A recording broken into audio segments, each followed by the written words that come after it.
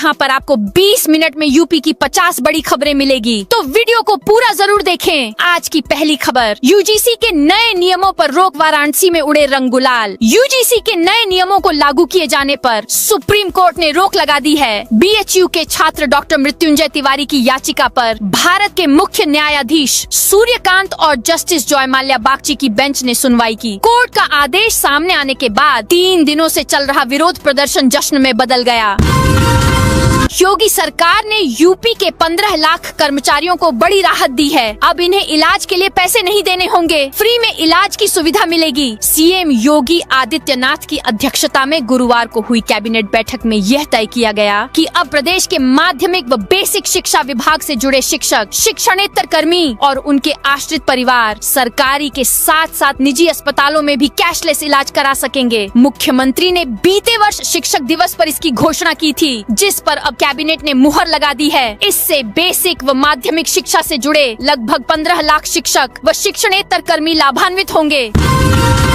सोना एक दिन में 11,486 बढ़कर 1,76,000 पहुंचा। चांदी 3 दिन में 68,228 महंगी। चांदी सोने के दाम लगातार चौथे दिन अपने सबसे ऊपरी स्तर पर पहुंच गए हैं। India Boolean and jewellers association के अनुसार 10 ग्राम 24 कैरेट सोने का भाव 11,486 रूपए बढ़कर 1,76,121 रूपए पर पहुंच गया है। वहीं 1 किलो चांदी की कीमत 27,666 रूपए बढ़कर 3,85,933 रूपए किलो पर पहुंच गई है। 3 दिन में चांदी की कीमत 68,228 रूपए महंगी हुई है। मेरठ में बांग्लादेशी हिंदू बसाए जाएंगे। मेरठ में रह रहे पूर्वी पाकिस्तान और वर्तमान में बांग्लादेश से निर्वासित हुए बंगाली हिंदू परिवारों के लिए बड़ा तोहफा दिया गया है। इनके निर्वाचन के लिए प्रस्ताव पास किया गया है। मेरठ के तहसील मवाना के ग्राम नगला गोसाई में पूर्वी पाकिस्तान व बांग्लादेश से विस्थापित 107 परिवार झील की भूमि पर अवैध रूप से रह रहे हैं। इन 107 परिवारों में से 8 परिवार कई वर्ष से अन्यत्र रोजगार के लिए निवासरत हैं। वर्तमान में 99 परिवार रह रहे हैं। इनको भी पुनर्वासित किए जाने की व्यवस्था की जाएगी। आ गई यूपी विधानसभा के बजट सत्र की तारीख। यूपी विधानसभा के बजट सत्र की तारीख आ गई है। यूपी विधानसभा का बजट सत्र 9 फरवरी से शुरू होगा। योगी सरकार 11 फरवरी को विधानसभा में बजट पेश करेगी। यह जानकारी वित्त मंत्री सुरेश खन्ना ने गुरुवार को मुख्यमंत्री योगी आदित्यनाथ की अध्यक्षता में हुई कैबिनेट बैठक के बाद मीडिया को दी। लखनऊ में बेडरूम से निकली भैंस बकरी, नगर निगम की टीम देखते ही जानवरों को अंदर बंद कर दिया था। लखनऊ में एक घर के बेडरूम से भैंस बकरी निकलने लगी। यह अजीब बात नहीं बल्कि नगर निगम टीम के एक्शन के दौरान हुई घटना है। दरअसल नगर निगम की टीम जोन 8 के बिजनौर में अवैध रूप से चल रही डेयरियों के खिलाफ कार्रवाई करने पहुंची थी। टीम को देखते ही एक डेयरी वाले ने अपनी भैंस और बकरियों को घर के अंदर कमरे में बंद कर दिया।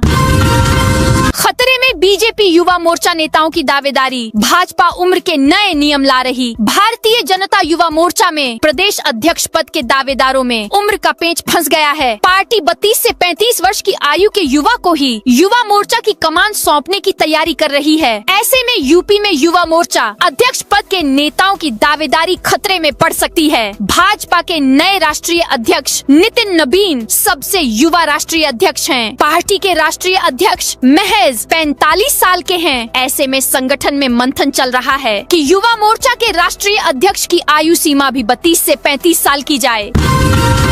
अविमुक्तेश्वरानंद का विवाद हाई कोर्ट पहुंचा। स्वामी अविमुक्तेश्वरानंद सरस्वती और माघ मेला प्रशासन का विवाद अब इलाहाबाद हाई कोर्ट पहुंच गया है। अधिवक्ता गौरव द्विवेदी ने मौनी अमावस्या पर हुई घटना की सीबीआई जांच और प्रयागराज के अधिकारियों को निलंबित करने की मांग की है। याचिका में नाबालिग बटुकों से मारपीट करने वाले पुलिस कर्मियों पर मुकदमा दर्ज करने की भी मांग है। आरोप है कि बटुकों की शिखा खींचकर सनातन धर्म का अपमान किया गया।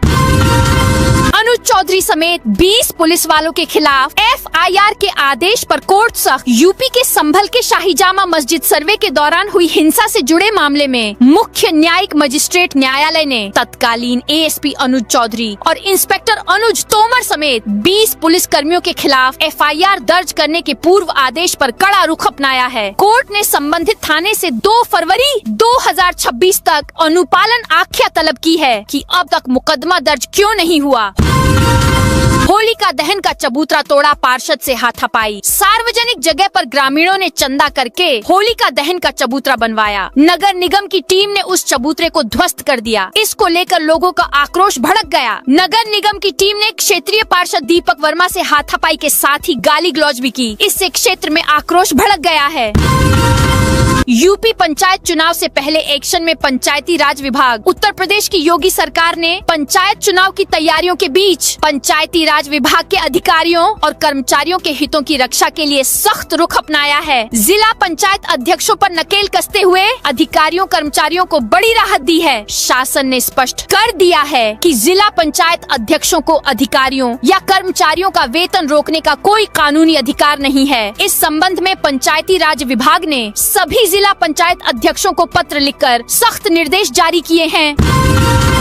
एससी फैसले का कैसरगंज। बीजेपी सांसद ने किया स्वागत। सर्वोच्च न्यायालय द्वारा यूजीसी के नए नियमों पर रोक लगाने के फैसले का कैसरगंज से भाजपा सांसद करण भूषण सिंह ने स्वागत किया है। उन्होंने अपने सोशल मीडिया अकाउंट पर पोस्ट कर इस निर्णय को समाज में एकता लाने की दिशा में एक मील का पत्थर बताया। सांसद ने माननीय न्यायालय को धन्यवाद भी दिया। इससे पहले भाजपा सांसद करण भूषण सिंह ने स्पष्ट किया था कि वह उस समिति का हिस्सा नहीं थे जिसने नए नियम को लेकर निर्णय लिया था। यह स्पष्टीकरण उन्हें सोशल मीडिया पर ट्रोल किए जाने के बाद दिया गया था।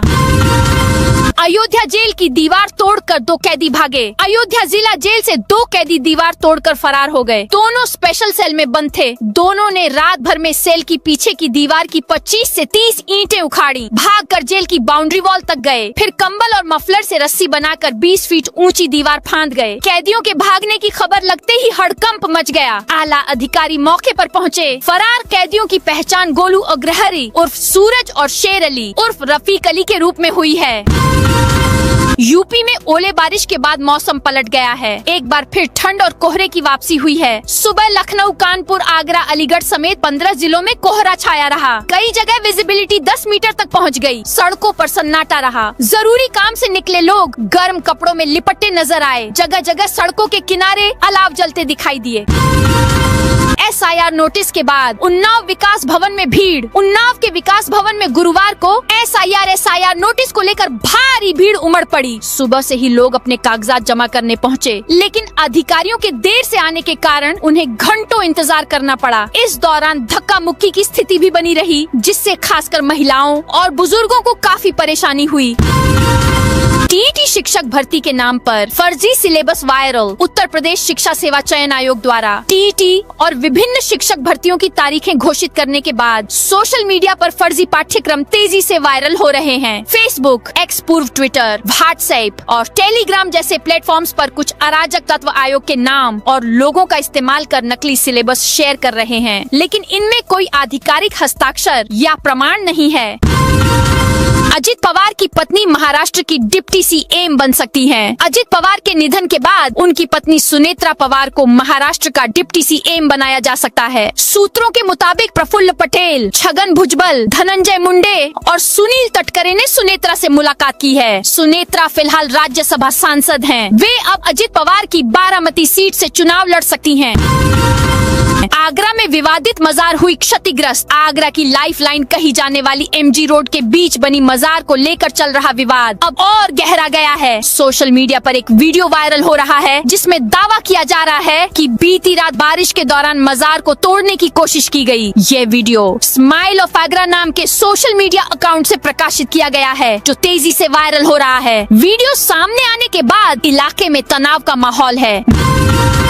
मैनपुरी में निपुण आकलन शुरू, 62 टीमों ने संभाला मोर्चा। मैनपुरी के परिषदीय बेसिक स्कूलों में कक्षा 1 और 2 के बच्चों की शैक्षिक गुणवत्ता जांचने के लिए निपुण आकलन अभियान शुरू हो गया है। 27 जनवरी से शुरू हुए इस आकलन का मुख्य उद्देश्य बच्चों की बुनियादी शिक्षा, जिसमें पढ़ना, लिखना और गणित की समझ शामिल है, का मूल्यांकन करना है। इसका लक्ष्य शुरुआती स्तर पर ही बच्चों की नींव को मजबूत करना है। दरोगा की पिस्टल छीनकर भाग रहा बदमाश अरबाज मारा गया। आगरा में राज चौहान मर्डर केस में गिरफ्तार अरबाज खान उर्फ मंसूरी को पुलिस ने एनकाउंटर में ढेर कर दिया। पुलिस अरबाज को मर्डर में इस्तेमाल तमंचे की बरामदगी के लिए रात 2 बजे ले गई थी। डीसीपी सिटी सैयद अली अब्बास ने बताया, अरबाज को जीप से उतारकर 6 पुलिसकर्मी ले जा रहे थे, तभी अचानक उनसे दरोगा को धक्का देकर उनकी सरकारी पिस्टल छीन ली। अचानक हुए इस हमले से पुलिस टीम घबरा गई।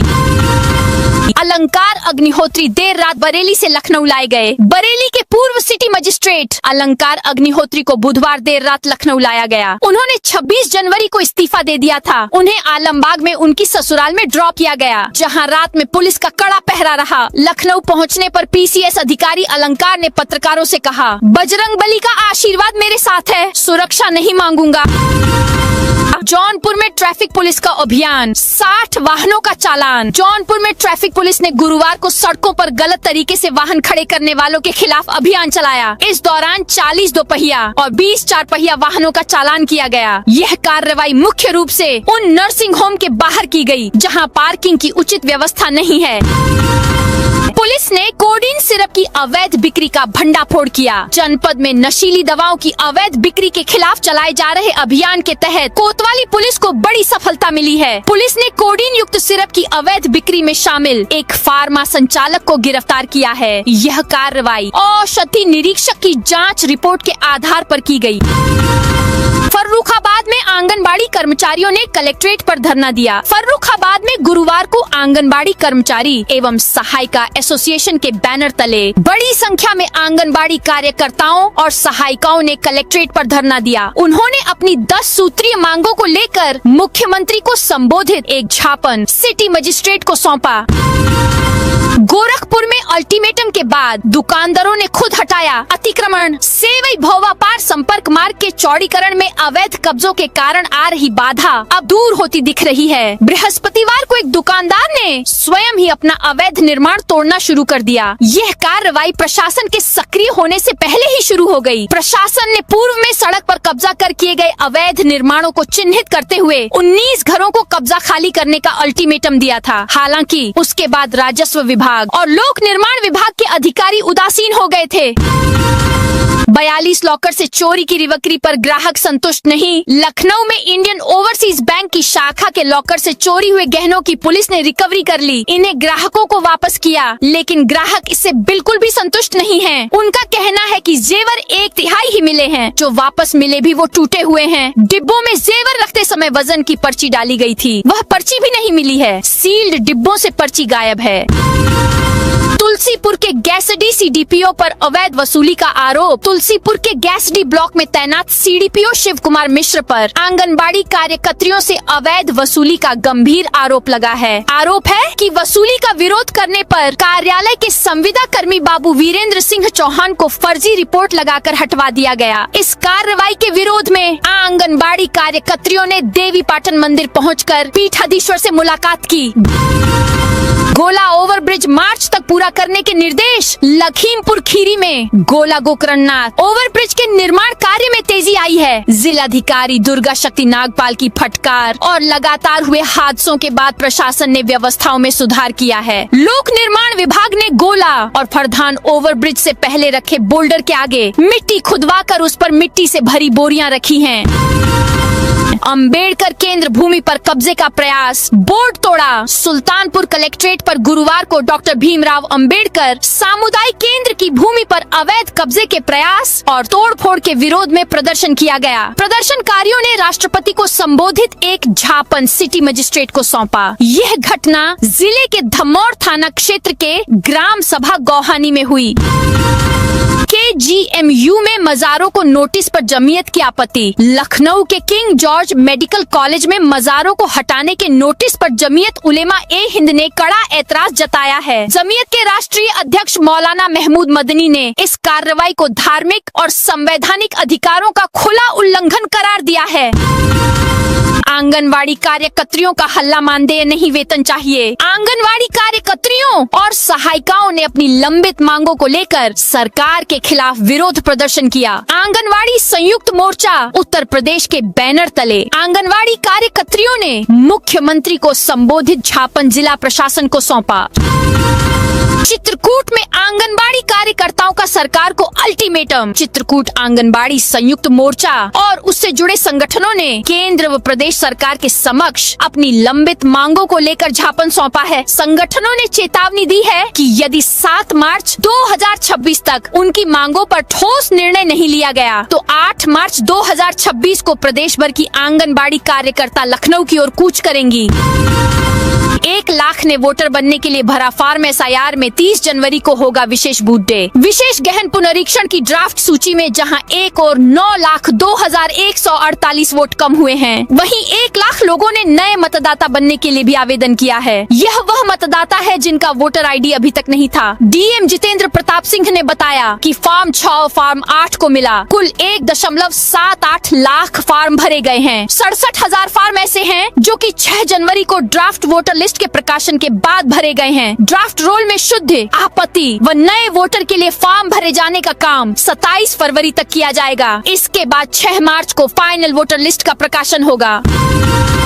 वियतनाम के लड़ाकू विमानों पायलट के लिए कानपुर में बनेंगे पैराशूट। कम दूरी के रनवे में लड़ाकू विमानों की स्पीड को कम करने के लिए कानपुर का ग्लाइडर्स इंडिया लिमिटेड वियतनाम के लिए ब्रेक पैराशूट को बनाएगी। रक्षा मंत्रालय के तहत आने वाले ग्लाइडर्स इंडिया लिमिटेड ने वियतनाम से करोड़ों रुपए का रक्षा निर्यात ऑर्डर हासिल किया है। इस ऑन ऑर्डर के तहत कंपनी Su-30 लड़ाकू विमानों के लिए ब्रेक पैराशूट और पायलट पैराशूट की आपूर्ति करेगी, जो विमान की लैंडिंग और पायलट की सुरक्षा के लिए अत्यंत महत्वपूर्ण उपकरण है। UGC के विरोध में सड़क पर उतरे नरसिंहानंद और महिलाएं। UGC एक्ट 2026 के विरोध में आज डासना मंदिर के प्रमुख और महामंडलेश्वर यति नरसिंहानंद गिरी महिलाओं और अन्य शिष्यों के साथ सड़क पर उतरे, जहां पैदल मार्च करते हुए कलेक्ट्रेट तक पहुंचे और नारेबाजी की। महिलाओं ने जगदम्बा, महाकाली और महादेव के नाम पर इस काले कानून के विरुद्ध हर संघर्ष करने की शपथ ली। रामपुर में बार काउंसिल चुनाव 30 से 31 जनवरी को मतदान। Bar council of Uttar Pradesh के चुनाव को लेकर रामपुर जिले में सभी तैयारियां पूरी कर ली गई हैं। 30 और 31 जनवरी को जिला सत्र न्यायालय परिसर में मतदान होगा, जहां 2,500 अधिवक्ता 334 प्रत्याशियों की किस्मत का फैसला करेंगे। चुनाव के लिए सुरक्षा के कड़े इंतजाम किए गए हैं। यह चुनाव आगामी 30 और 31 जनवरी को जिला सत्र न्यायालय परिसर में कराया जाएगा। जिले के करीब 2,500 पंजीकृत अधिवक्ता अपने मताधिकार का प्रयोग करेंगे। युवराज बोले, सम्मान नहीं मिलने के कारण लिया था संन्यास। क्रिकेटर युवराज सिंह ने जून 2019 में क्रिकेट से संन्यास लेने के पीछे की असली वजह बताई है। युवराज ने सानिया मिर्जा के साथ एक पॉडकास्ट में कहा कि उन्हें उस समय न खेल में खुशी मिल रही थी, न ही टीम मैनेजमेंट और माहौल से वह सम्मान जिसके वे हकदार थे।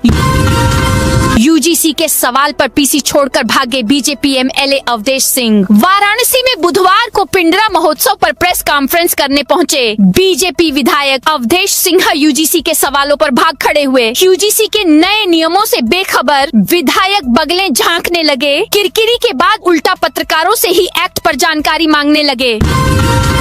लग्जरी कार से कमिश्नर ऑफिस पहुंचा, रिश्वतखोर डराएगा सिपाही। वाराणसी में रिश्वतखोरी में पकड़े गए दरोगा और सिपाही को VIP ट्रीटमेंट देने का मामला सामने आया है। दोनों को एक दिन पहले पकड़ा गया था। गुरुवार को उन्हें लग्जरी कार से पेशी पर लाया गया। कार को बाकायदा कमिश्नर कार्यालय का मेन गेट खोलकर एंट्री दी गई। दरोगा और सिपाही कार से उतरे और उन्हें अंदर ले जाया गया। इस पर सवाल खड़े हाय रहे हैं। बरेली सिटी मजिस्ट्रेट अलंकार अग्निहोत्री UGC प्रोटेस्ट में शामिल होंगे। बरेली में UGC के विरोध में इस्तीफा देने वाले पूर्व सिटी मजिस्ट्रेट अलंकार अग्निहोत्री लखनऊ में हैं। वह अपनी ससुराल में ठहरे हैं। वह एटा और हाथरस जाएंगे। UGC के खिलाफ हो रहे विरोध प्रदर्शनों में शामिल होंगे। समर्थकों के साथ रणनीति बनाएंगे। 3 दिन बाद वापस बरेली लौटेंगे। उनका कहना है कि UGC के नए नियम सवर्ण छात्रों को स्वघोषित अपराधी बना देंगे। उनके लिए उच्च शिक्षा के दरवाजे बंद कर देंगे।